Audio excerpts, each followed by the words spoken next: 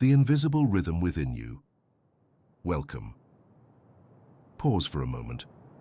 Close your eyes and feel this. Right now, deep inside your body, there is a rhythm playing. It is not the rhythm of your heartbeat, though that pulses alongside it. This is something far more profound. This is your circadian rhythm, an invisible conductor orchestrating every biological process that makes sleep possible. Have you ever wondered why some nights you fall asleep effortlessly, as if your body simply knew it was time, while other nights you lie awake despite genuine exhaustion? The answer lies not in willpower or comfort alone, but in understanding the ancient biological clock that lives within your brain. Your body is not a simple machine that runs the same way at every hour of the day. It is a living symphony, constantly shifting between different states of readiness, different chemical compositions, different nervous system configurations. When you understand this rhythm, when you align your life with it rather than against it, sleep transforms from something you chase into something that arrives naturally, like the tide returning to shore.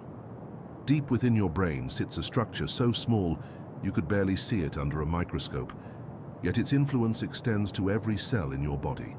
This is the suprachiasmatic nucleus, your body's master clock. This tiny region contains approximately 20,000 neurons, each one communicating with countless others, creating a network of biological timekeeping so precise that it can sense changes in daylight lasting mere minutes. When light enters your eyes in the morning, special photoreceptors called intrinsically photosensitive retinal ganglion cells detect this brightness and send signals directly to your suprachiasmatic nucleus. This signal says one thing clearly: the day has begun. This message triggers a cascade of biological events. Your body temperature begins to rise slightly. Cortisol, your awakening hormone, starts to increase, preparing your muscles for action and your mind for engagement. Your heart rate gradually accelerates. Digestive processes activate. All of this happens automatically, without conscious thought, because your body has learned through millions of years of evolution that daylight means activity time. This is not a preference or a habit.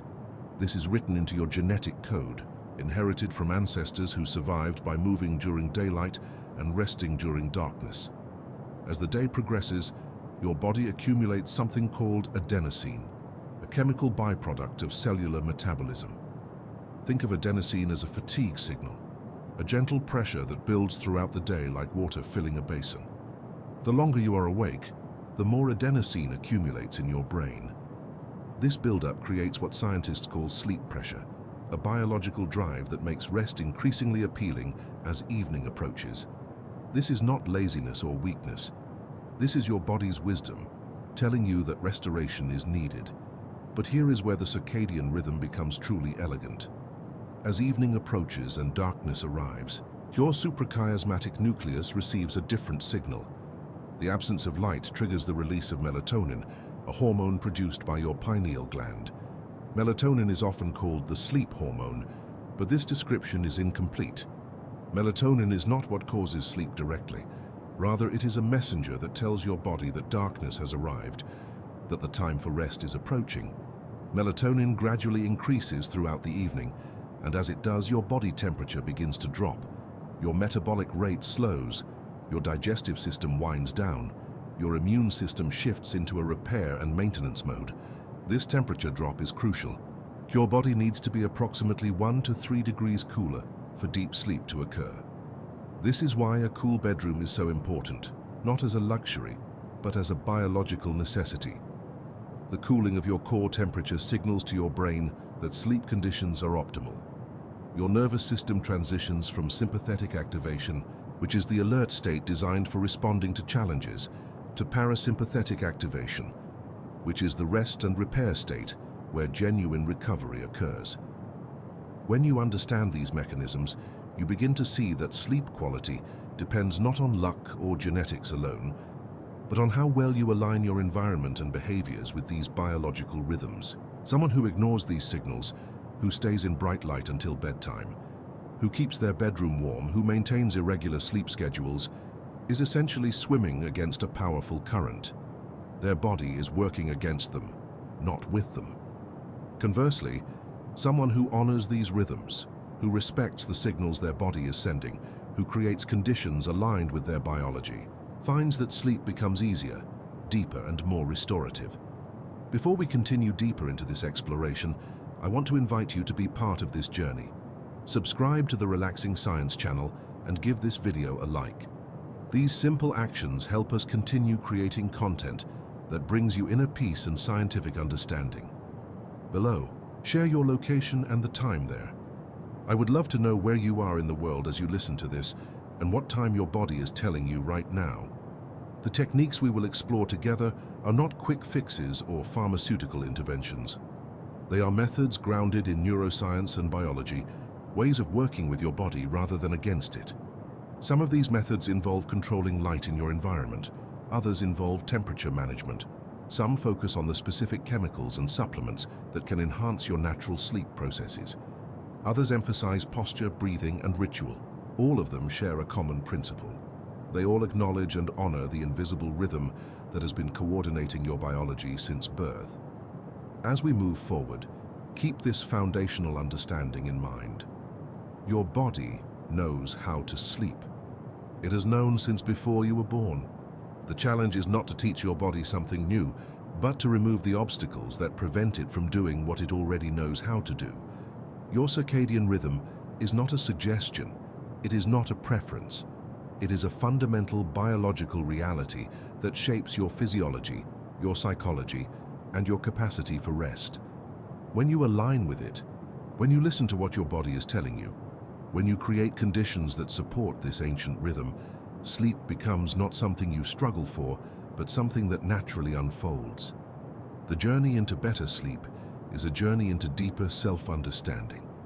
It is a recognition that you are not separate from nature, not exempt from the cycles that govern all living things. You are part of the rhythm of day and night, of light and darkness, of activity and rest. And when you step into that understanding, when you stop fighting against your biology and start dancing with it, everything changes.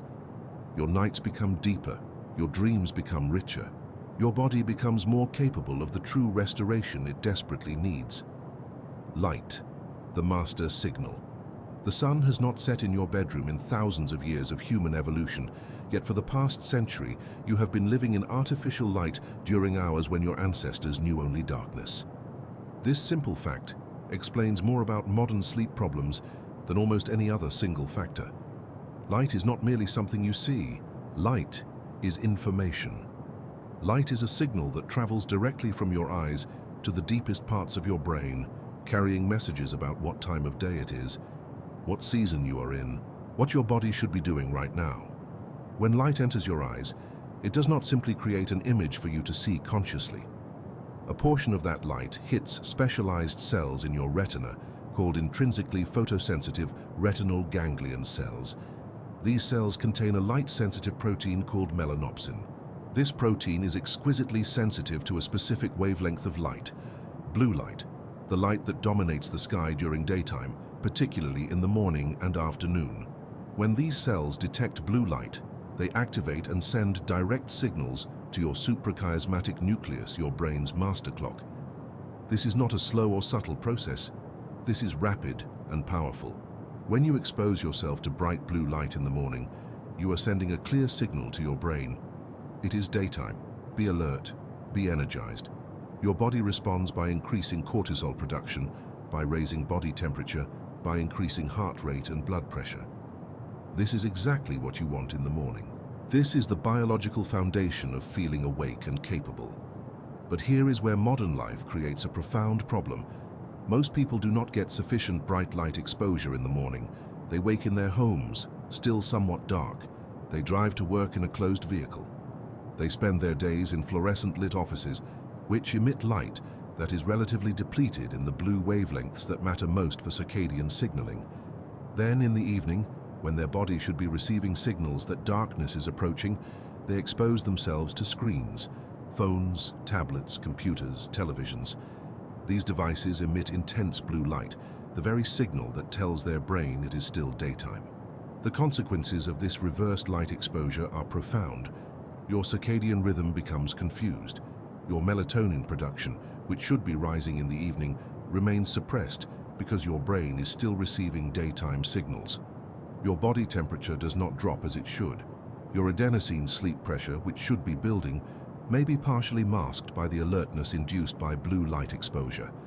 You may feel tired in a general sense, but you lack the specific biological readiness for sleep that comes from proper circadian alignment. Consider the mechanism more carefully. Melatonin production in your pineal gland is directly suppressed by light, particularly blue light. When your suprachiasmatic nucleus detects blue light, it sends signals that inhibit melatonin release. This is brilliant evolutionary design when applied to the natural light cycle. Bright blue light from the sun during the day keeps melatonin suppressed, so you remain alert and capable. But when you expose yourself to blue light from screens in the evening, you are essentially telling your brain that it is still midday. Your melatonin production stays suppressed. The chemical foundation for sleep remains absent. This is why the timing of light exposure matters so much. Morning light, particularly bright blue light, is therapeutic. Getting outside within the first hour after waking, exposing yourself to natural daylight, can have a more powerful effect on your sleep that night than almost any other single intervention. This morning light exposure does several things simultaneously.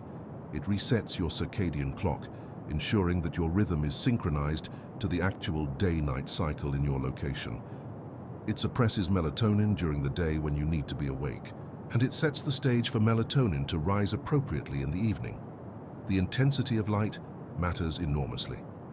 A typical office lit by fluorescent lights provides only about 300 to 500 lux of illumination, where lux is a measure of light intensity. Natural daylight on a cloudy day provides around 10,000 lux. Direct sunlight provides up to 100,000 lux. These are not small differences. Your circadian system evolved to respond to the intensity of natural sunlight, and artificial indoor lighting is simply too dim to provide the powerful reset signal your body needs. Evening light exposure requires a different approach. As darkness approaches, your body should be receiving progressively dimmer light, and light that is depleted in blue wavelengths. This is where most modern environments fail completely. The typical home in the evening is brightly lit with white light, often from overhead fixtures. Screens emit blue light. Street lights outside windows emit blue light. This creates a situation where your brain never receives a clear signal that night has arrived. The solution involves both light addition in the morning and light reduction in the evening. In the morning, prioritize bright light exposure. If possible, get outside into natural sunlight. If weather or circumstances prevent this, use a light therapy lamp that provides at least 10,000 lux. Use this for about 30 minutes within an hour of waking. This single practice can dramatically improve your sleep quality that night because it powerfully resets your circadian clock.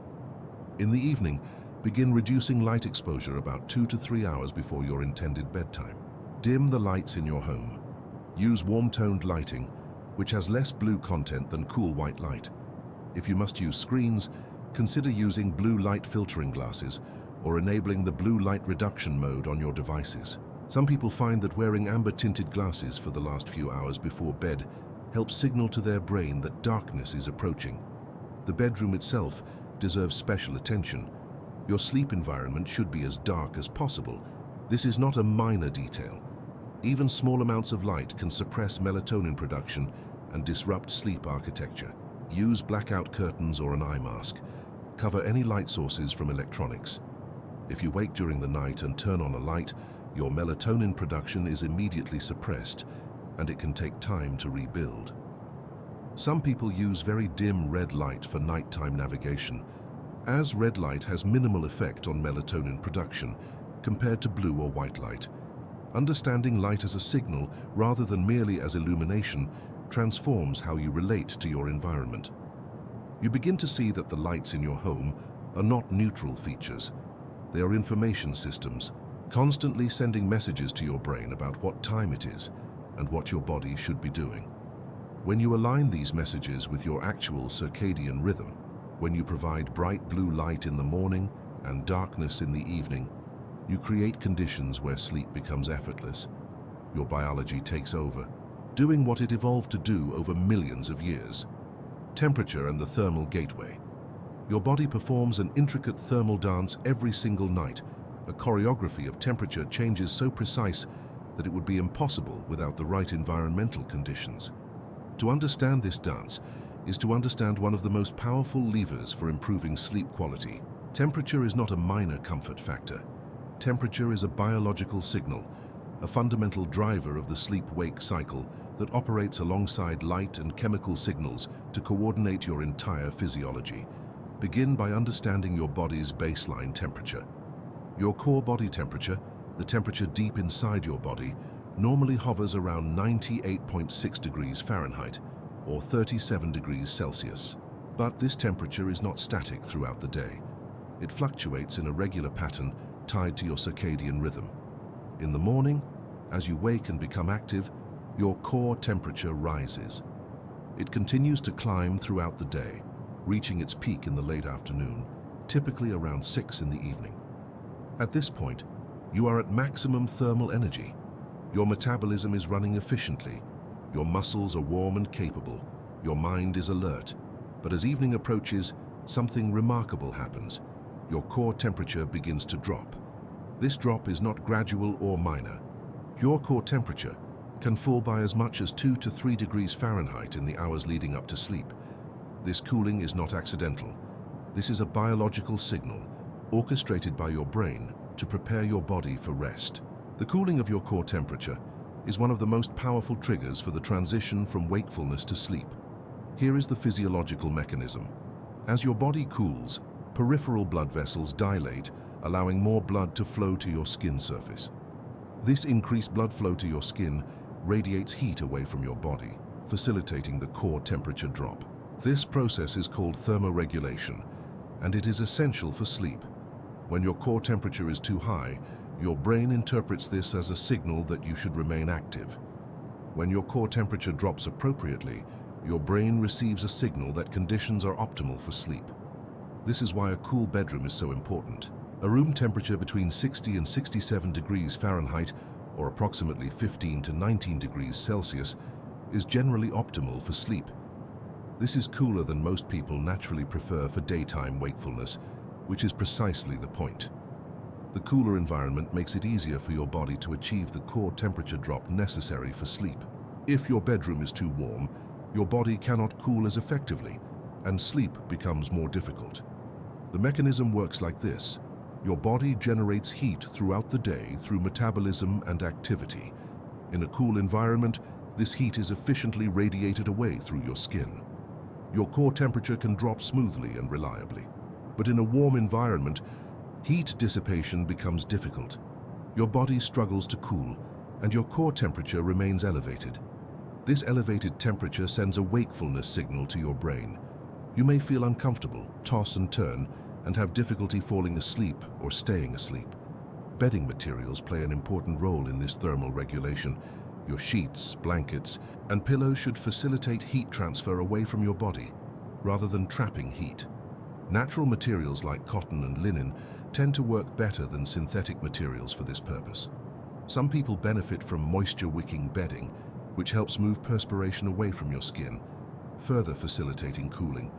The goal is not to be cold, which would be uncomfortable, but to create conditions where your body can easily shed the heat it needs to shed. An interesting aspect of thermal regulation involves the hands and feet. These extremities have a particularly high density of blood vessels, and they are important sites for heat dissipation. When your hands and feet are warm, peripheral blood vessels are dilated, facilitating heat loss. This might seem counterintuitive, but it actually promotes core temperature cooling. This is why some people find that wearing socks to bed helps them sleep better. Warm feet and hands allow blood vessels to dilate, which helps your core temperature drop more effectively. Some people use a water-based bed temperature control system, a device that allows precise control of mattress temperature. These systems can be set to gradually cool the bed as evening progresses, simulating the natural core temperature drop. For others, simply opening a window to allow cool air into the bedroom or using a fan can provide similar benefits. The key is finding a temperature that allows your body to cool naturally without being so cold that you shiver or feel uncomfortable. It is worth noting that individual preferences vary. Some people sleep better at slightly warmer temperatures, while others need cooler conditions. Part of optimizing your sleep involves experimenting to find your personal thermal sweet spot. However, the scientific literature consistently shows that most people sleep better with bedroom temperatures on the cooler side rather than the warmer side. If you find yourself waking in the middle of the night or having restless sleep, temperature may be a factor worth investigating. The timing of temperature changes also matters. Some research suggests that a hot bath or shower several hours before bed can be beneficial. The heat from the bath causes your body temperature to rise, but when you exit the warm water and enter your cool bedroom, there is a sharp drop in core temperature. This artificial temperature drop can serve as a powerful sleep signal. The contrast between the warm bath and the cool bedroom environment creates an exaggerated version of the natural evening temperature decline, which can facilitate faster sleep onset. Understanding temperature as a biological signal rather than merely as a comfort factor changes how you approach your sleep environment. You begin to see that keeping your bedroom warm because you like warmth is actually working against your biology. You recognize that a cool bedroom is not a luxury but a necessity for optimal sleep. When you create an environment that allows your body to cool as it naturally should, when you remove thermal obstacles to the temperature drop your circadian rhythm is trying to achieve, sleep becomes easier and deeper. Your body can do what it evolved to do, and the quality of your rest improves dramatically. The chemistry of surrender.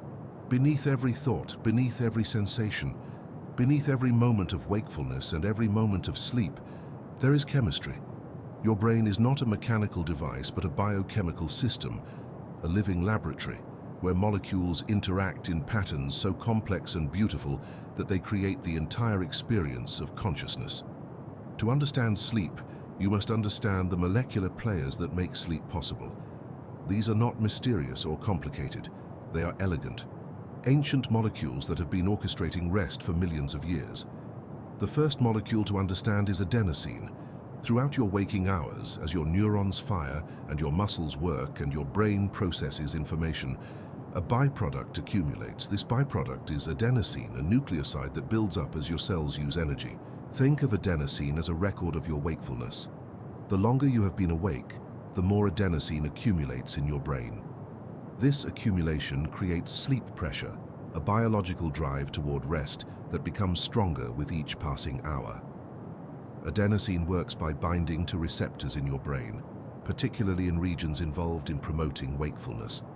When adenosine levels are low, early in the day after sleep, these receptors are not activated, and you feel alert and capable.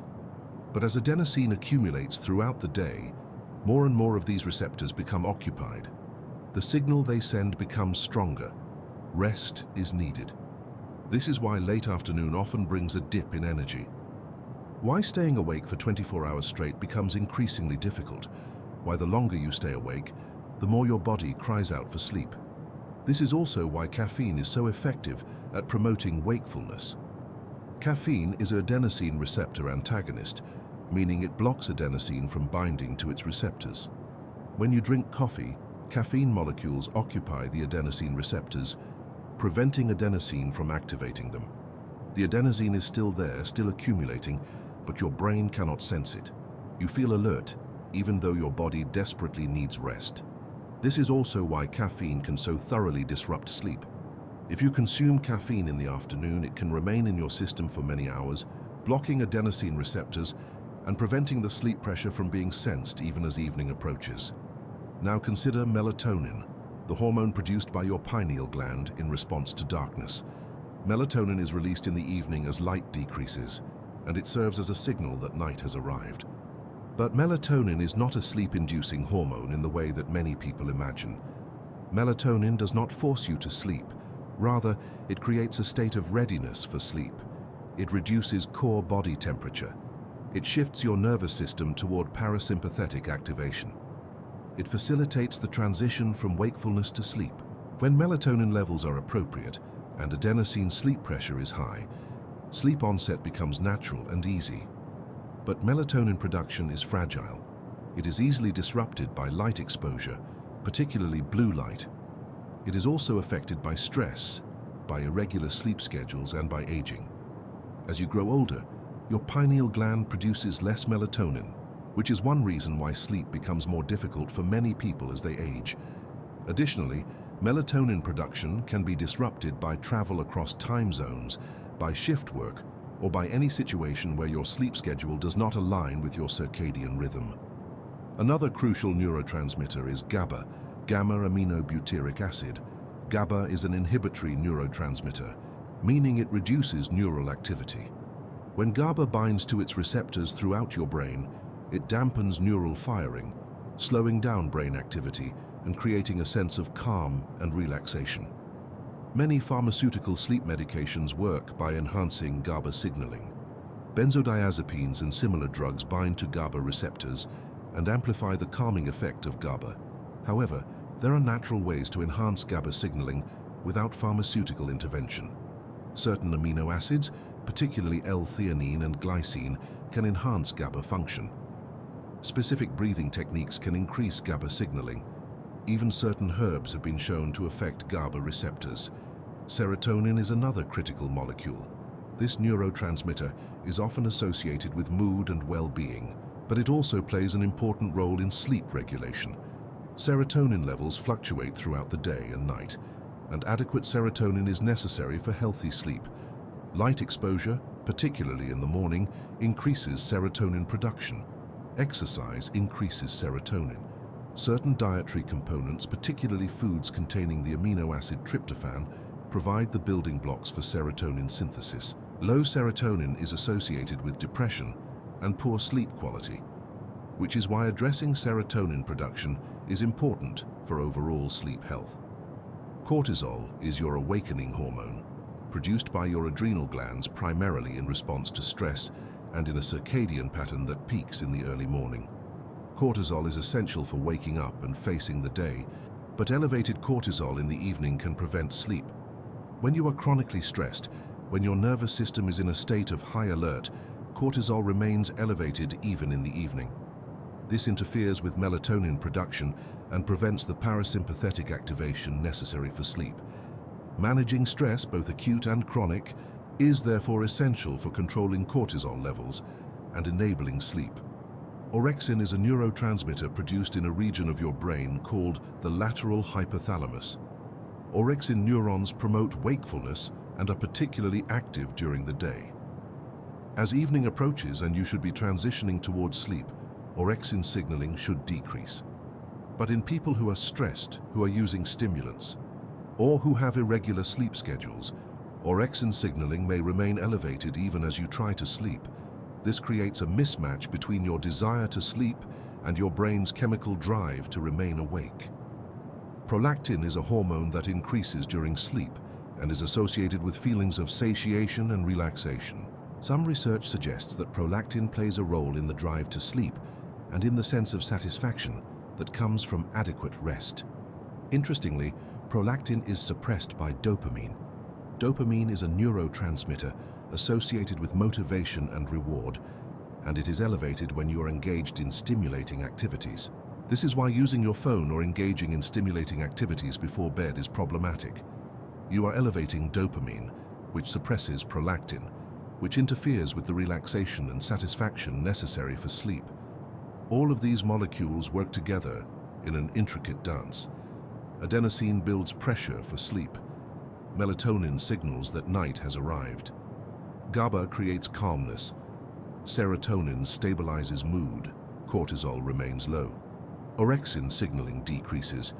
Prolactin rises. When all of these chemical systems are in harmony, when they are all sending consistent signals that it is time to rest, sleep becomes inevitable. Your body takes over, and the quality of your rest is profound. But when these systems are disrupted, when some are sending sleep signals while others are sending wakefulness signals, when the timing is off, sleep becomes difficult. This is why understanding the chemistry is so important. When you recognize that poor sleep is not a personal failure, but a chemical imbalance, you can address the actual causes rather than just treating the symptoms. You can create conditions that allow your body's natural sleep chemistry to function as it evolved to function. Posture and the sleeping body. Your body does not simply rest during sleep. It performs extraordinary work, healing itself, consolidating memories, processing emotions and maintaining homeostasis at the cellular level. But this work can only occur optimally when your body is positioned in a way that supports these processes rather than interfering with them. Posture during sleep is not a minor comfort consideration.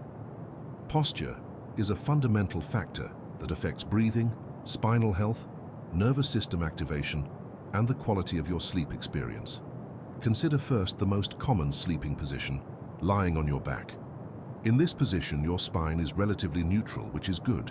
Your head, neck, and torso are aligned, and there is minimal stress on your vertebrae. However, the supine position has a significant disadvantage. It tends to promote snoring and can worsen sleep apnea. When you lie on your back, gravity pulls your tongue and soft palate toward your throat, partially obstructing your airway. This obstruction can cause you to snore and can interrupt your breathing during sleep. For people with sleep apnea, the supine position can be particularly problematic. The side sleeping position, particularly sleeping on your left side, has several advantages. When you sleep on your side, your airway remains more open, which reduces snoring and sleep apnea risk. Additionally, sleeping on your left side may improve digestion and reduce acid reflux, as your stomach and esophagus are positioned more favorably. The left side position also promotes better circulation and may reduce strain on your heart. Many sleep specialists recommend side sleeping as an optimal position, particularly for people who snore or have sleep apnea. Sleeping on your stomach is generally considered less ideal. In this position, you must turn your head to one side to breathe, which can strain your neck. Your spine may be twisted and your internal organs are compressed. This position can also promote snoring and may worsen sleep apnea. However, some people find that stomach sleeping reduces their snoring, so individual variation exists. If you do sleep on your stomach, using a thin pillow or no pillow can reduce neck strain. The pillow you use has a profound impact on spinal alignment during sleep. Your pillow should support your head and neck in a neutral position, maintaining the natural curve of your cervical spine. If your pillow is too high, your neck is hyperextended, creating strain. If your pillow is too low, your neck is flexed, also creating strain. The ideal pillow height depends on your sleeping position and your individual anatomy, but generally, your pillow should be high enough that your head is level with your spine when you are lying on your side. Mattress firmness also affects spinal alignment. A mattress that is too soft allows your body to sink, which can cause your spine to curve unnaturally. A mattress that is too firm can create pressure points and prevent proper spinal alignment. The ideal mattress is firm enough to support your spine, but soft enough to conform to the natural curves of your body. Again, this is individual, and what works well for one person may not work for another. Beyond spinal alignment, posture during sleep affects your nervous system state. When you are curled in a fetal position, with your knees drawn up and your arms wrapped around yourself, this position can activate your parasympathetic nervous system, the rest and repair system. The fetal position creates a sense of safety and can promote relaxation. Conversely, the starfish position, lying on your back with your arms and legs spread out, may activate your sympathetic nervous system, the alert and responsive system.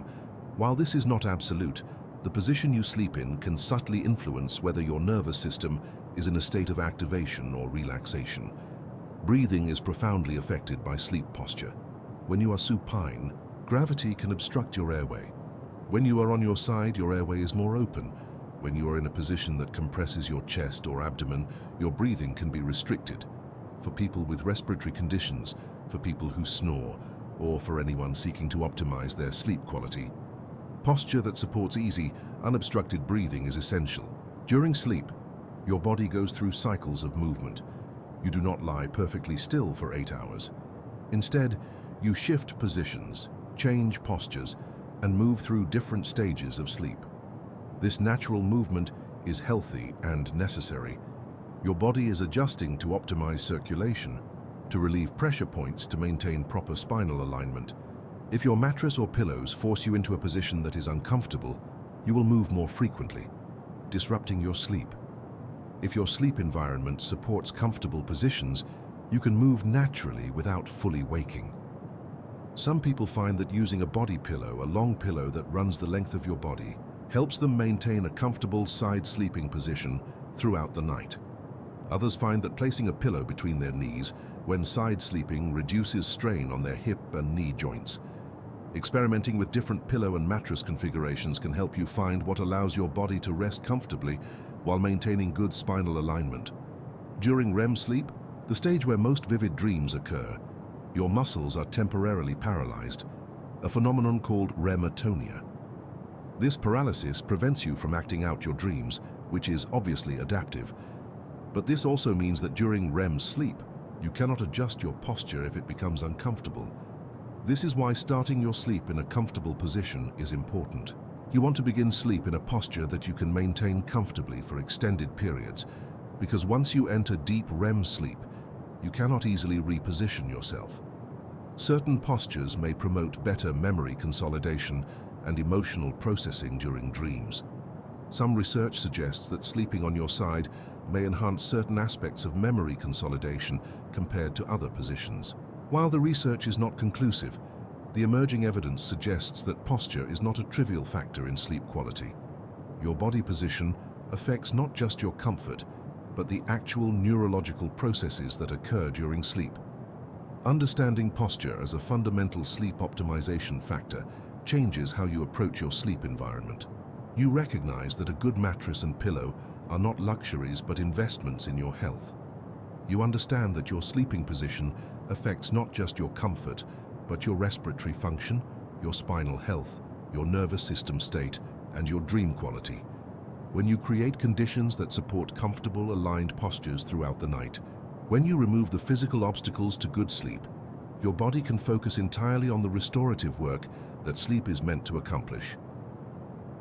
Sound and silence. The acoustic landscape. The human brain is exquisitely sensitive to sound, even during sleep. While you are asleep, your auditory system remains active, processing sounds and responding to them even though you are not consciously aware. The acoustic environment of your sleep space profoundly influences your sleep quality, your ability to stay asleep, and the depth of your rest. Understanding how sound affects your brain during sleep and how to create an acoustic environment that supports rest is therefore crucial for sleep optimization. Sound travels as vibrations through air, and these vibrations cause your eardrum to move. This movement is transmitted through tiny bones in your middle ear and eventually reaches the cochlea, a spiral structure in your inner ear that converts these vibrations into electrical signals. These signals travel to your brain, where they are processed and interpreted. Even during sleep, this process continues. Your brain is monitoring the acoustic environment, evaluating whether sounds represent potential threats or safety. This monitoring function is evolutionary. Your ancestors needed to remain alert to environmental sounds even while sleeping, to detect predators or other threats. This ancient system remains active in modern humans. When you hear an unexpected or alarming sound, you may wake instantly, even from deep sleep. Conversely, when you are in an acoustic environment that is predictable and non-threatening, your brain can relax its vigilance and you can sleep more deeply. The challenge in modern life is that many people sleep in acoustic environments that are far from optimal. Traffic noise, neighbor noise, street sounds, the hum of electronics, irregular and unpredictable sounds all keep your brain partially activated. Even if these sounds do not fully wake you, they can arouse you into lighter stages of sleep, preventing you from reaching and maintaining the deep sleep stages where the most restorative processes occur. This is where white noise and other ambient sounds come into play. White noise is sound that contains all frequencies at equal intensity, creating a consistent, unchanging acoustic backdrop. When you listen to white noise, your brain detects that the acoustic environment is stable and predictable. The constant nature of white noise masks other sounds, preventing them from startling you awake. Additionally, the consistency of white noise can be mildly hypnotic, promoting the mental state conducive to sleep. Brown noise, also called red noise, is similar to white noise but with more emphasis on lower frequencies. Brown noise often sounds like a low rumble or the sound of distant thunder. Many people find brown noise more soothing and less harsh than white noise. Pink noise is another variant, with a frequency distribution between white and brown noise. Experimenting with different types of noise can help you find what works best for your brain. Nature sounds are another option.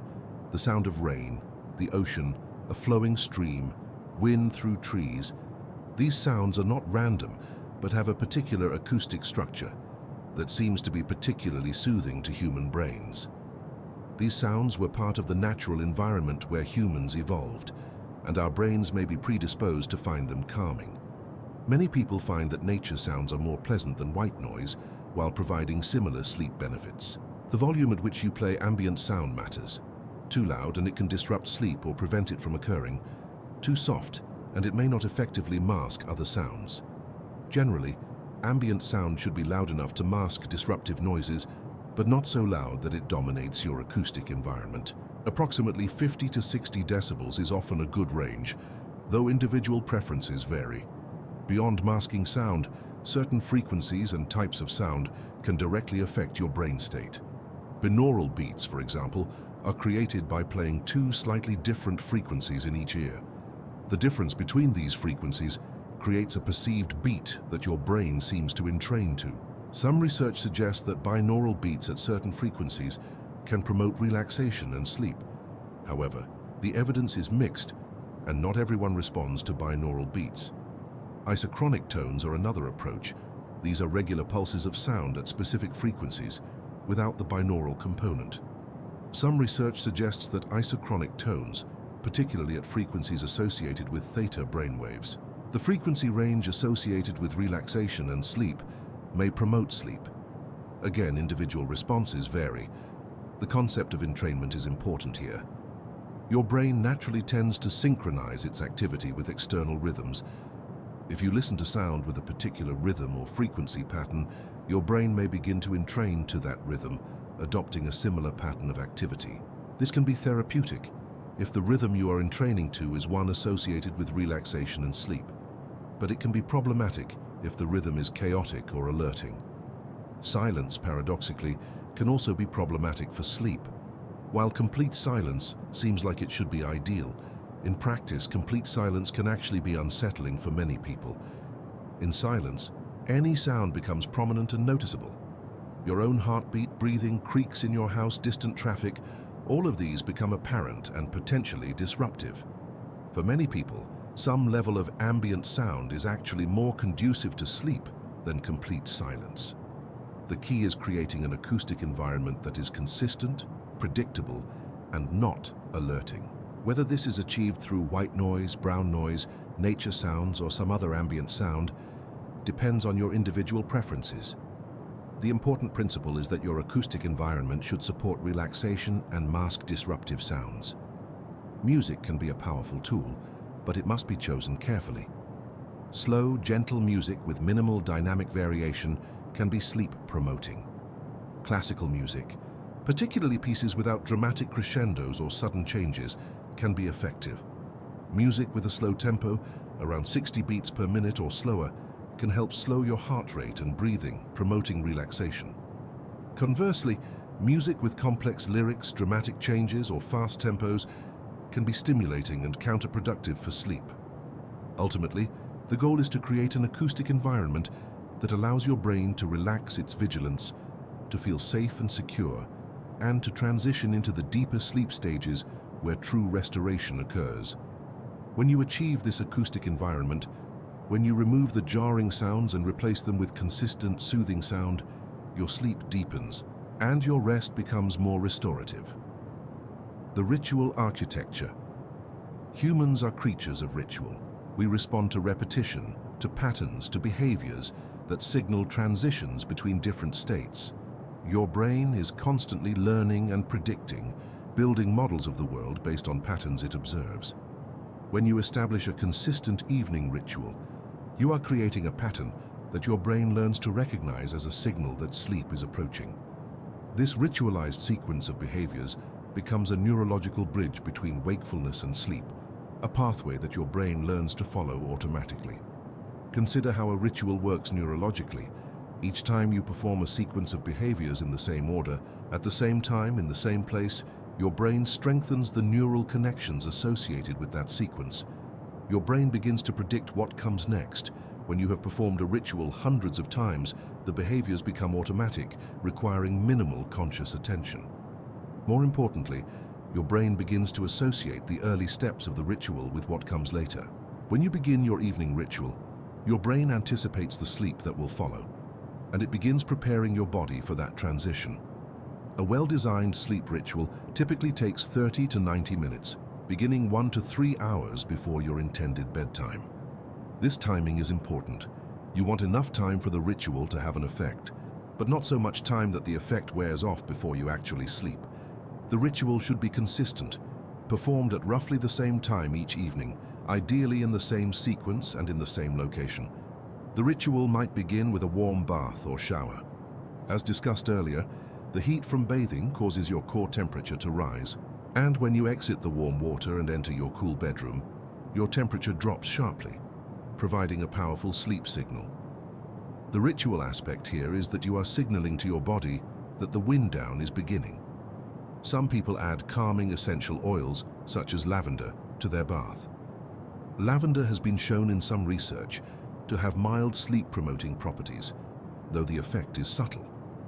The psychological association between the scent and relaxation may be as important as any direct pharmacological effect. After bathing, you might engage in gentle stretching or yoga. This serves multiple purposes. Physical activity reduces the evening cortisol spike that can interfere with sleep. Gentle movement promotes blood flow and can help relieve muscle tension.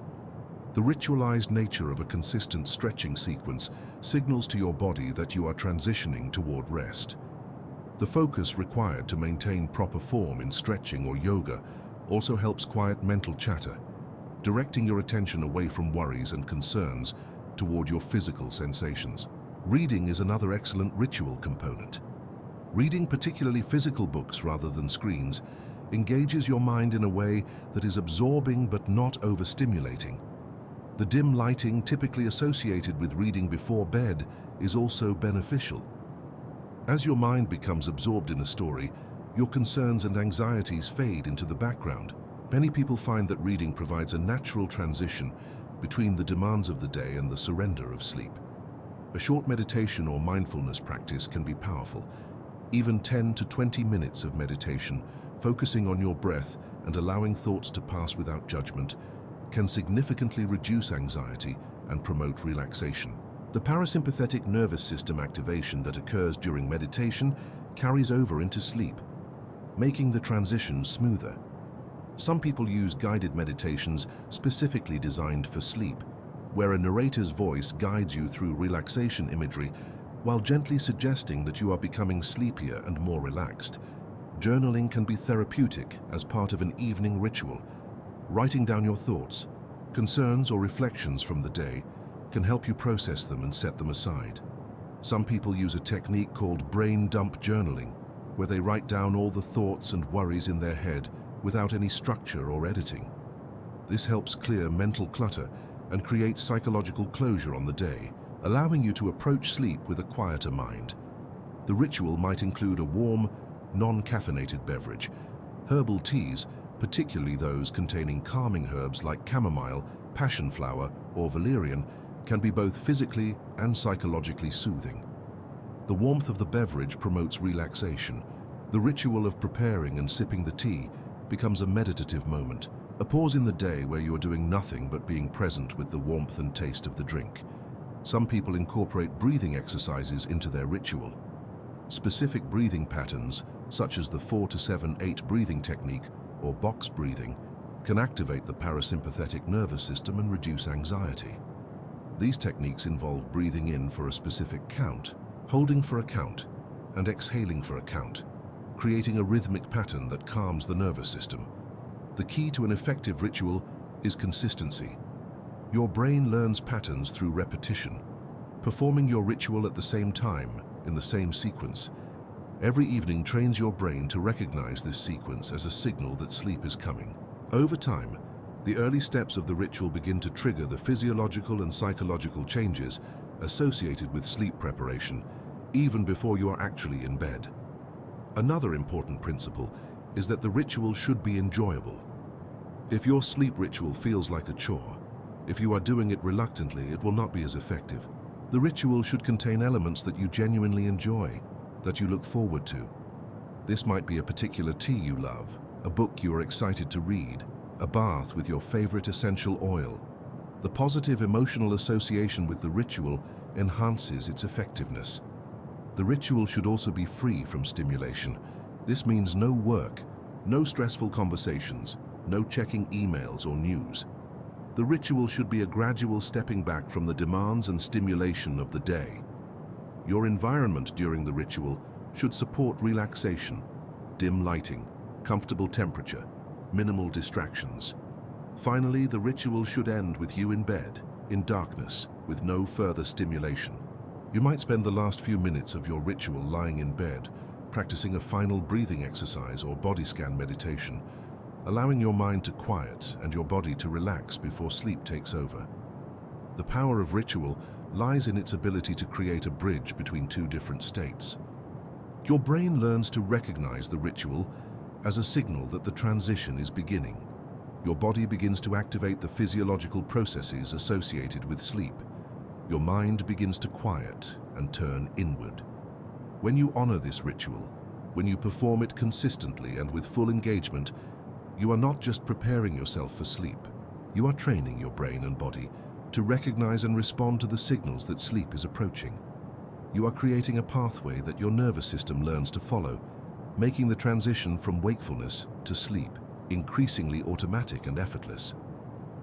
Now, I would like to ask you, where are you listening from, and what time is it there? I would love to know what part of the world you are in as we continue this exploration together. Your location and local time help me understand the diverse audiences who are engaging with this content, and it helps me create more relevant material for people across different time zones and sleep schedules. Supplements and natural allies. Your body synthesizes most of the compounds it needs for optimal sleep from the food you eat and from your own biological processes. However, certain supplements and natural compounds have been shown in research to support sleep quality when taken appropriately. These are not replacements for the environmental and behavioral optimizations already discussed. Rather, they are additional tools that can be helpful when your body is not producing adequate amounts of sleep-supporting compounds on its own. Magnesium is one of the most well-researched sleep-supporting minerals. This mineral is essential for hundreds of enzymatic processes in your body, and it plays a crucial role in nervous system function. Magnesium activates your parasympathetic nervous system, the rest and repair system, and it helps relax muscles. Many people are deficient in magnesium, partly because modern agriculture has depleted soils of this mineral. Magnesium supplementation has been shown in numerous studies to improve sleep quality, reduce the time it takes to fall asleep, and increase total sleep time. The form of magnesium matters. Magnesium glycinate, where magnesium is bound to the amino acid glycine, is particularly effective for sleep. Glycine itself has been shown to promote sleep and improve sleep quality. Magnesium threonate, a form that crosses the blood-brain barrier easily, may also be particularly effective. Magnesium oxide, while inexpensive, is poorly absorbed and can have a laxative effect. A typical dose for sleep support is between 200 and 400 milligrams, taken in the evening, though individual needs vary. L-theanine is an amino acid found naturally in green tea. This compound promotes relaxation without causing drowsiness, a unique combination. L-theanine increases alpha brainwave activity, the frequency associated with relaxed alertness. It also enhances GABA signaling, the inhibitory neurotransmitter that promotes calmness. L-theanine does not cause sleep directly, but it reduces anxiety and promotes a state of relaxed readiness that makes sleep easier. A typical dose is 100 to 200 milligrams, and it can be taken in the afternoon or evening. Glycine is an amino acid that serves as a neurotransmitter in your brain and spinal cord. Glycine promotes relaxation and has been shown in research to improve sleep quality and reduce the time it takes to fall asleep. Glycine also helps lower core body temperature, which, as discussed, is important for sleep onset. A typical dose for sleep support is 3 to 5 grams taken in the evening. Glycine is safe and well tolerated, with minimal side effects. Valerian root is an herb that has been used for centuries to promote sleep. The active compounds in valerian root work through multiple mechanisms, including enhancement of GABA signaling. Research on valerian is mixed, with some studies showing clear benefits and others showing minimal effects. However, many people report that valerian is helpful for sleep, and it is generally safe when used appropriately. A typical dose is 400 to 900 milligrams of standardized extract, taken 1 to 2 hours before bed. Passion flower is another traditional herb used for sleep and relaxation. This plant contains compounds that enhance GABA signaling and may reduce anxiety. Some research suggests that passion flower is particularly helpful for people whose sleep problems are related to anxiety or racing thoughts. A typical dose is 500 to 2,000 milligrams of dried herb, or a standardized extract taken in the evening. Chamomile is a mild herb that has been used traditionally for relaxation and sleep. While the research on chamomile is less robust than that for some other supplements, many people find chamomile tea helpful for promoting relaxation. The benefit may be partly psychological, from the ritual of tea consumption, but the herb itself does have mild calming properties. Chamomile is very safe and can be consumed as a tea multiple times daily. Melatonin supplementation deserves special discussion. While melatonin is produced naturally in your body, supplemental melatonin can be helpful in certain circumstances. For people with circadian rhythm disorders, for those dealing with jet lag, or for shift workers, melatonin supplementation can help reset the circadian clock. However, for people with normal circadian function, melatonin supplementation may be less helpful. The dose matters significantly. Doses as low as 0.5 milligrams are often effective, while higher doses, such as 10 milligrams, can actually be counterproductive for some people. Taking melatonin at the wrong time can also be problematic, potentially shifting your circadian rhythm in the wrong direction. Vitamin D deserves mention, though not strictly as a sleep supplement. Vitamin D deficiency is associated with poor sleep quality and increased risk of sleep disorders. Getting adequate vitamin D, either through sun exposure or supplementation, supports overall sleep health. However, vitamin D supplementation should be taken in the morning or afternoon, not in the evening, as it can be stimulating. CBD, cannabidiol, a compound from cannabis plants, has become increasingly popular for sleep support. The research on CBD is still emerging, but some studies suggest it may help with anxiety and sleep. However, the quality and regulation of CBD products is inconsistent, and the evidence is not as robust as for some other supplements. If you consider CBD, choose products from reputable manufacturers that have been third-party tested. It is important to recognize that supplements are not a substitute for the environmental and behavioral optimizations discussed earlier. A person taking every supplement mentioned here, but sleeping in a warm, bright room with a poor mattress, will likely still have poor sleep. Supplements work best when they are part of a comprehensive approach that includes all the other sleep optimization strategies. Additionally, individual responses to supplements vary significantly. What works wonderfully for one person may have no effect for another. This is why experimentation is important. If you try a supplement and notice no benefit after several weeks, it may not be right for you. Some people find that combining supplements is more effective than any single supplement alone, though this requires careful consideration to avoid interactions. Finally, quality matters. Supplements are not as rigorously regulated as pharmaceuticals, and the quality and purity of supplements can vary widely. Choosing products from reputable manufacturers, looking for third-party testing, and reading reviews can help ensure that you are getting a quality product. The breathing gateway. Your breath is the bridge between your conscious mind and your autonomic nervous system, the system that controls functions like heart rate, digestion, and stress response. Normally, your breathing is automatic, controlled by your brainstem without conscious input. But breathing is unique among autonomic functions. You can consciously control it. This means you can use your breath as a tool to influence your nervous system state. By changing your breathing pattern, You can activate your parasympathetic nervous system, the rest and repair system, and prepare your body for sleep. Your nervous system exists in a constant balance between sympathetic activation, the alert and responsive state, and parasympathetic activation, the rest and repair state. Most modern people spend much of their day in sympathetic activation, responding to stresses, stimulation, and demands. This is appropriate for daytime functioning, but if you remain in sympathetic activation into the evening, sleep becomes difficult. Your nervous system needs time to shift toward parasympathetic dominance before sleep can occur. Breathing patterns directly influence this nervous system state. When you are stressed or alert, your breathing tends to be fast and shallow, with exhalation shorter than inhalation. This rapid breathing actually reinforces sympathetic activation, creating a feedback loop where stress causes rapid breathing, which causes more stress. Conversely, slow, deep breathing with exhalation longer than inhalation activates the parasympathetic nervous system. This is not just a correlation. The vagus nerve, which controls much of your parasympathetic function, is directly influenced by your breathing pattern. The most well-researched breathing technique for sleep is the 4-7-8 technique, developed by Dr. Andrew Weil.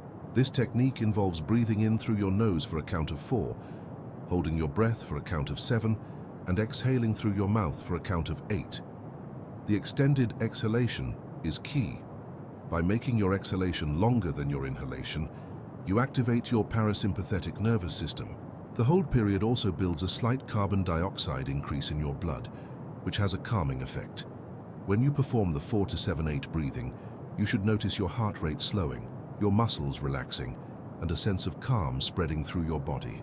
Many people find that doing this breathing technique for 5 to 10 minutes in the evening significantly reduces anxiety and promotes relaxation.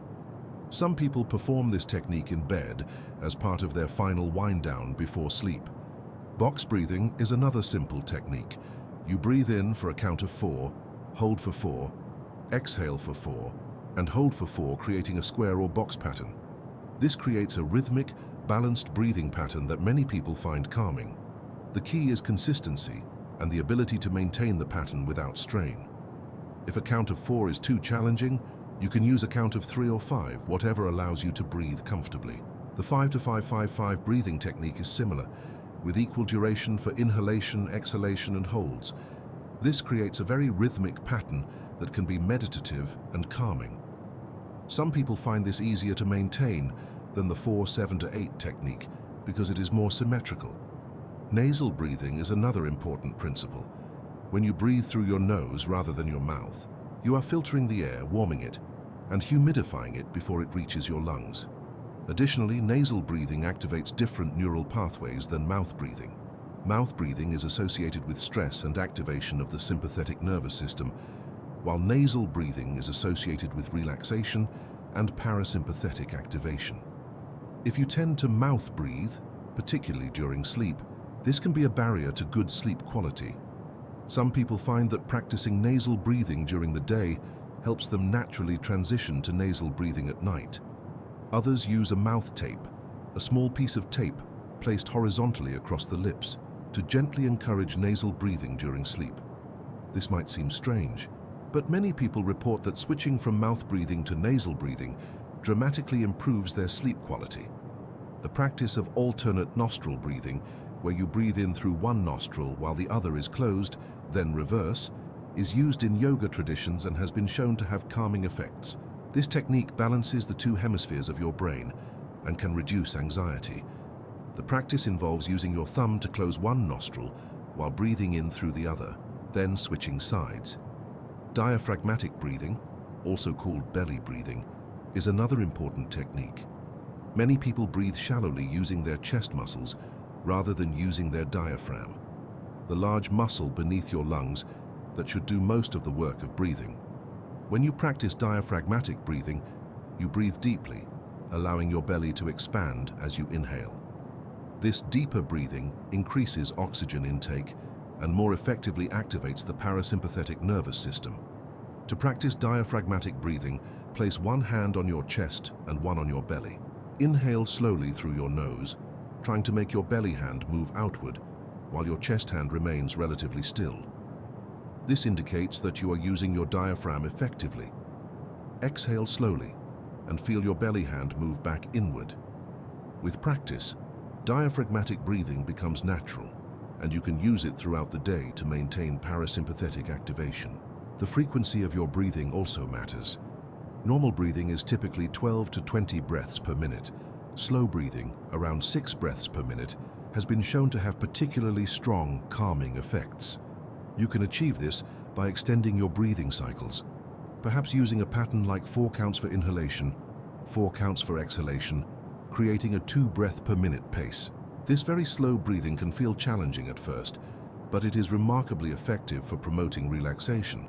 Some people use breathing exercises in combination with visualization.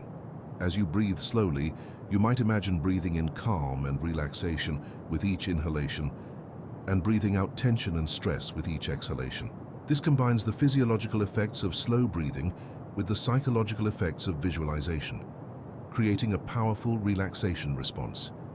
The key to effective breathing practices is consistency and patience. You cannot expect to perform a breathing exercise for 2 minutes and immediately fall asleep.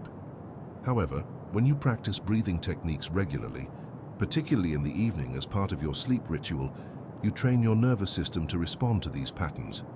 Over time, simply beginning a breathing exercise becomes a signal to your body that it is time to relax and prepare for sleep. Dreams. The brain's nightly work sleep is not a single monolithic state. Your brain cycles through different stages of sleep throughout the night, each with distinct characteristics and functions. Understanding these stages, particularly REM sleep where dreams occur, helps you appreciate the profound work your brain is doing while you sleep and how optimizing your sleep environment enhances this critical process. Your sleep architecture follows a cyclical pattern. You enter sleep through non-REM stages, progressively deepening into slow-wave sleep, the deepest stage of non-REM sleep. After approximately 60 to 90 minutes, you transition into REM sleep, where rapid eye movements occur and vivid dreams typically happen. This cycle repeats throughout the night, with each cycle lasting roughly 90 minutes. A typical night involves 4 to 6 complete cycles. Non-REM sleep has 3 stages. Stage 1 is the lightest, a brief transition between wakefulness and sleep. During this stage, your brain activity begins to slow and you are easily awakened. Stage 2 involves further slowing of brain activity and your body temperature drops. Stage 3 is slow-wave sleep, the deepest and most restorative stage. During slow-wave sleep, your brain produces large, slow delta waves. Your muscles relax completely, your heart rate drops, and your body focuses on physical restoration, tissue repair, immune system strengthening, and hormone regulation. Slow-wave sleep is where much of the physical restoration of sleep occurs. If you are sleep-deprived, your brain prioritizes slow-wave sleep, spending more time in this stage to make up for the deficit. Athletes and people who exercise heavily often have increased slow-wave sleep, as their bodies need more time for physical recovery. Older adults often have less slow-wave sleep, which contributes to the sense that sleep becomes less restorative with age. REM sleep, rapid eye movement sleep, is qualitatively different from non-REM sleep. During REM sleep, your brain activity is actually higher than during wakefulness. Your eyes move rapidly from side to side beneath your eyelids. Your heart rate increases, your blood pressure rises, and your body temperature regulation becomes impaired. Your muscles are temporarily paralyzed, except for your eye muscles and your diaphragm. This paralysis, called rematonia, prevents you from acting out your dreams, which is obviously adaptive. Dreams occur during REM sleep, though dreams can also occur during non-REM sleep. REM dreams tend to be more vivid, more emotional, and more bizarre than non-REM dreams. During REM sleep, your prefrontal cortex, the region responsible for logic and critical thinking, is less active. Your limbic system, which processes emotions, is highly active. This neurological configuration explains why dreams can be so emotionally intense and why dream logic often violates waking logic. The function of dreams and REM sleep has been extensively studied, and while some aspects remain mysterious, several functions are well established. One critical function is memory consolidation. During REM sleep, your brain processes the experiences of the day, integrating new information with existing knowledge and moving important information from short-term to long-term memory. This is particularly important for emotional memories and procedural memories, the memories of how to do things. If you are learning a new skill, REM sleep is essential for consolidating that learning. Another function of REM sleep appears to be emotional processing. During REM sleep, your brain processes emotional experiences, particularly traumatic or stressful experiences. This processing helps you integrate difficult experiences and reduce their emotional charge. People who have experienced trauma and are getting adequate REM sleep tend to recover more effectively than those who are sleep-deprived. This is why sleep deprivation can exacerbate anxiety and depression, and why adequate sleep is so important for mental health. REM sleep also appears to play a role in creativity and problem-solving. During REM sleep, your brain makes novel connections between ideas, generating creative insights. This is why people often experience creative breakthroughs after sleep, why problems that seemed unsolvable before bed often have solutions in the morning. The surreal associative nature of dream logic may actually be optimized for making these creative connections. The balance between non-REM and REM sleep is important. Too much time in non-REM sleep without adequate REM sleep leaves you physically restored but emotionally unsettled. Too much REM sleep without adequate non-REM sleep leaves you emotionally processed but physically depleted. Optimal sleep involves adequate amounts of both, cycling through the full architecture throughout the night. Several factors affect your sleep architecture. Sleep deprivation causes a rebound effect when you finally sleep, where your brain spends more time in slow-wave sleep and REM sleep, prioritizing the most critical restorative processes. Alcohol disrupts sleep architecture, suppressing REM sleep in the first half of the night, though REM rebound occurs later. Caffeine can suppress REM sleep. Stress and anxiety tend to reduce REM sleep. This is why the environmental and behavioral optimizations discussed in previous sections are so important. When you create conditions that allow uninterrupted, deep sleep, when you avoid substances that disrupt sleep architecture, when you manage stress, you allow your brain to spend adequate time in both slow-wave sleep and REM sleep. Your body gets the physical restoration it needs. Your emotions get processed. Your memories get consolidated. Your brain gets the creative processing it needs to solve problems and generate insights. During REM sleep, your brain also appears to engage in what is sometimes called threat simulation. Your brain rehearses responses to potential threats in the safe environment of dreams. This may explain why dreams often involve anxiety-producing scenarios.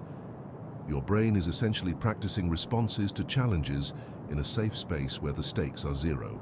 This threat simulation may be evolutionarily adaptive, preparing you to respond effectively to real challenges. The relationship between sleep quality and dream quality is direct.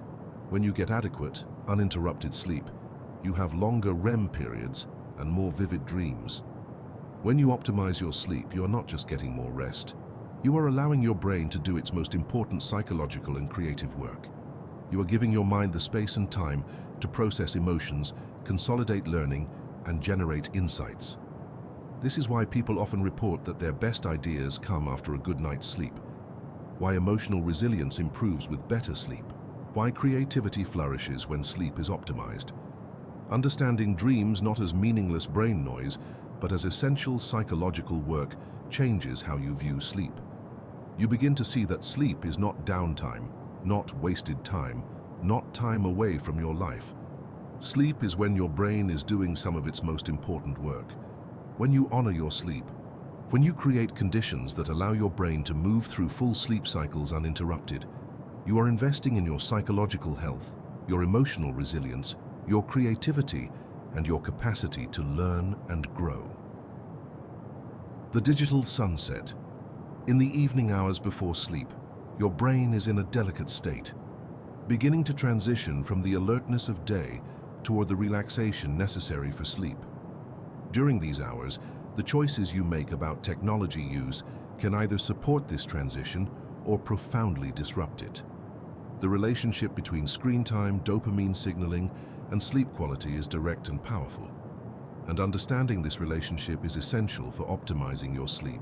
When you use your phone, tablet, or computer, you are engaging with a device specifically designed to capture and hold your attention.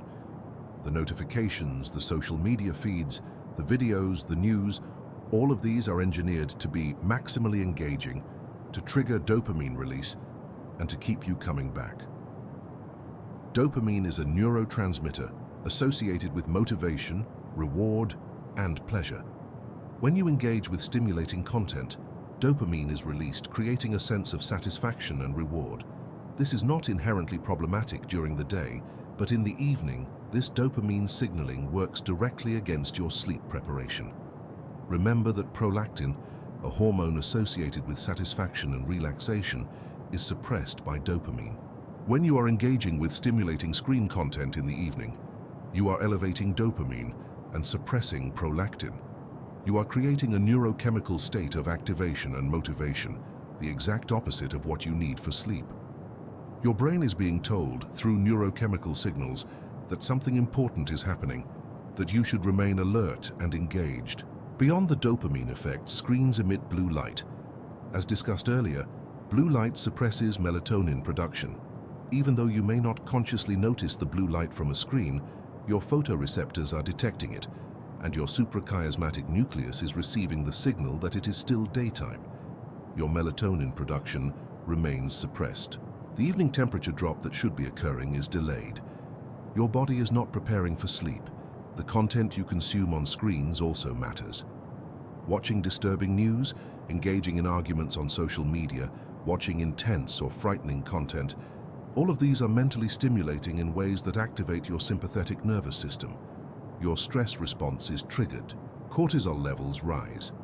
Your nervous system moves toward activation rather than relaxation. Even if you manage to fall asleep after this type of engagement, the quality of your sleep may suffer. The concept of the digital sunset is the practice of stopping all screen use 1 to 3 hours before bedtime.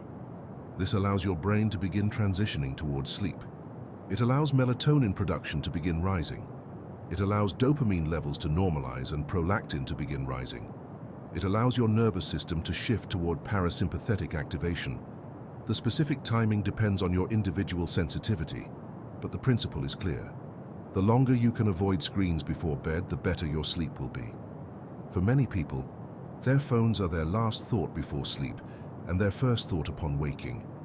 This constant connection creates a state of vigilance, a sense that you need to remain responsive to notifications and demands.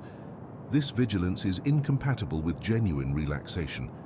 Establishing a practice of keeping your phone out of your bedroom, or at minimum, keeping it on silent and face down, helps create psychological space for sleep. Some people find it helpful to establish a physical boundary during their digital sunset. They place their phone in another room, or in a drawer, or behind a closed door. This physical separation creates a psychological boundary, a clear signal that the digital world is not accessible during this time. It also prevents the temptation to check your phone, which can interrupt your sleep ritual. If you work from a computer, finishing work at least an hour before bedtime is ideal. Work-related stress and the cognitive engagement required for work are both incompatible with sleep preparation. The blue light from your computer screen also suppresses melatonin. Creating a clear boundary between work time and sleep time, both in terms of location and time, helps your brain recognize the transition. For some people, the anxiety about missing important notifications is itself a barrier to sleep. They worry that if they do not check their phone, they might miss something important. It is worth examining this belief. In reality, very few notifications are truly urgent. Most can wait until morning. Creating a practice of checking your phone at specific times during the day, rather than constantly, reduces both the actual notifications and the anxiety about missing them. Some people find it helpful to use their phone for relaxing purposes during the digital sunset, such as reading an ebook or listening to a guided meditation. If you do use your phone, enabling the blue light reduction mode and reducing screen brightness are important. However, the dopamine-stimulating aspects of social media, news, and video content are still problematic even if you reduce the blue light. An alternative to screens for evening entertainment is reading physical books, engaging in conversation, pursuing hobbies, or simply sitting quietly. These activities can be deeply satisfying without the dopamine-triggering and melatonin-suppressing effects of screens. Many people find that once they make the transition away from evening screen time, they do not miss it. They discover that they enjoy reading, conversation, or quiet reflection more than they enjoyed scrolling through their phones. The digital sunset is not just about avoiding screens. It is about creating mental and psychological space for the transition to sleep. When you stop checking your phone, you stop receiving notifications and stimulation.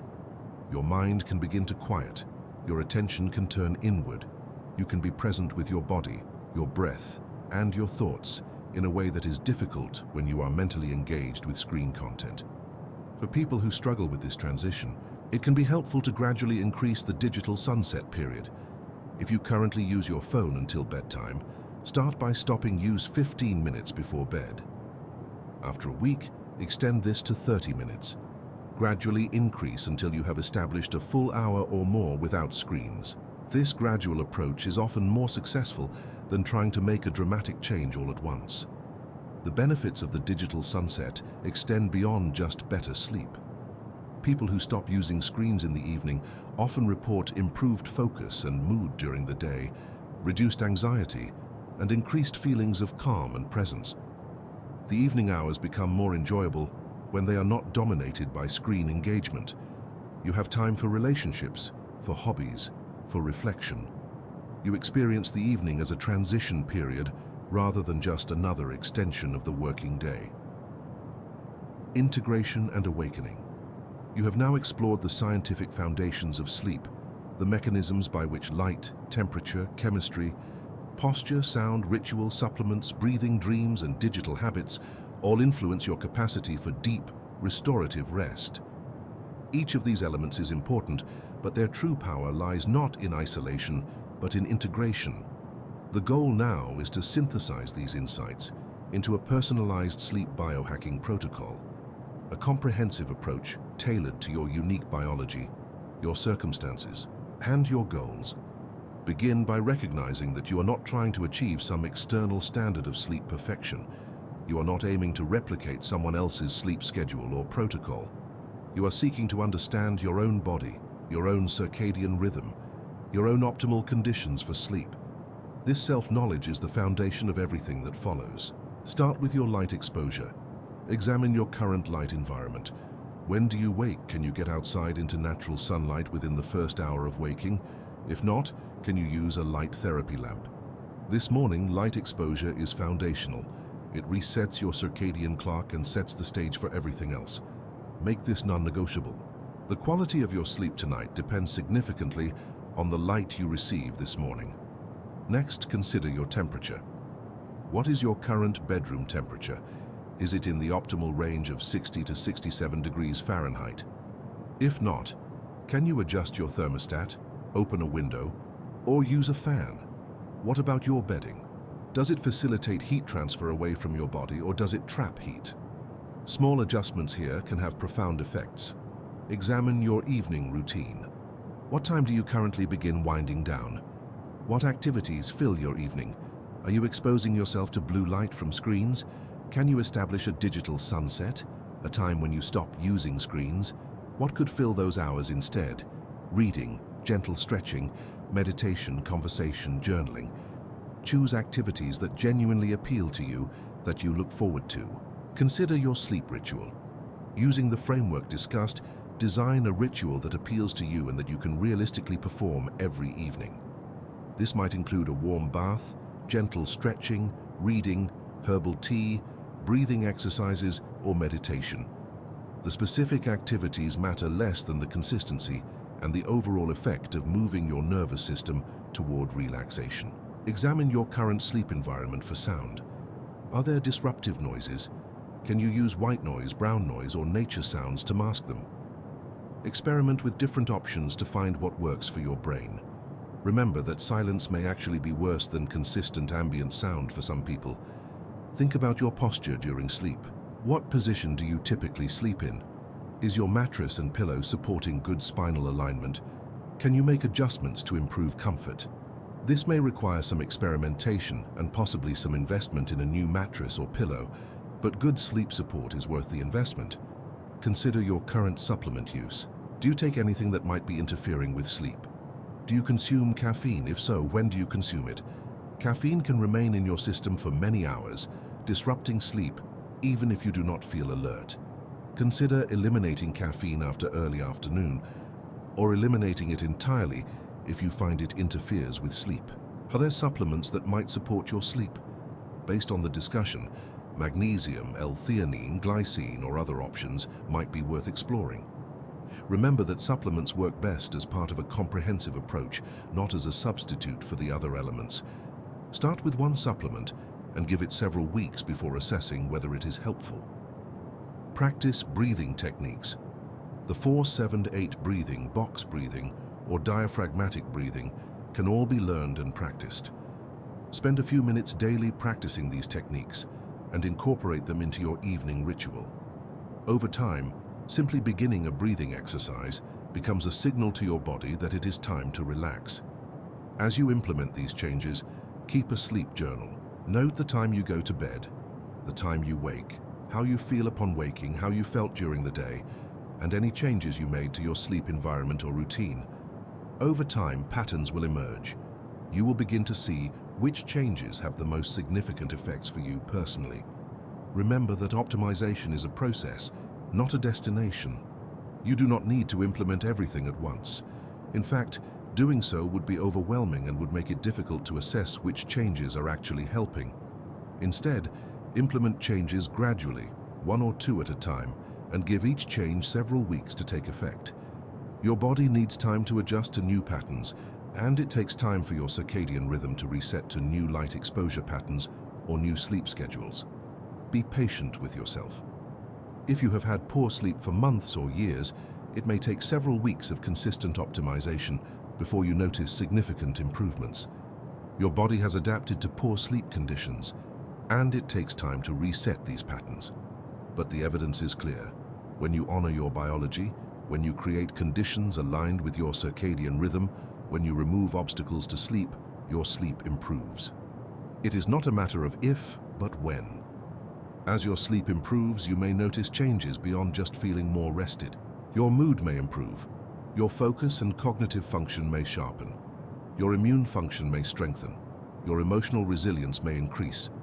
These are not separate benefits. They are all consequences of better sleep. When your brain gets the restorative sleep it needs, everything in your life improves. There is a deeper philosophical principle underlying all of this.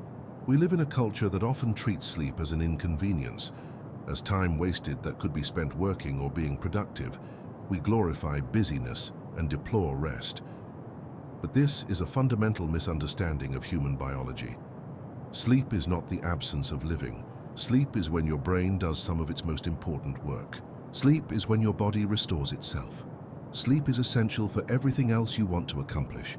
When you honor your sleep, when you prioritize it, when you create conditions that support it, you are not being lazy or unproductive. You are being wise. You are investing in your health, your creativity, your emotional resilience, your capacity to learn and grow. You are honoring the ancient biological rhythms that have orchestrated your existence since before birth.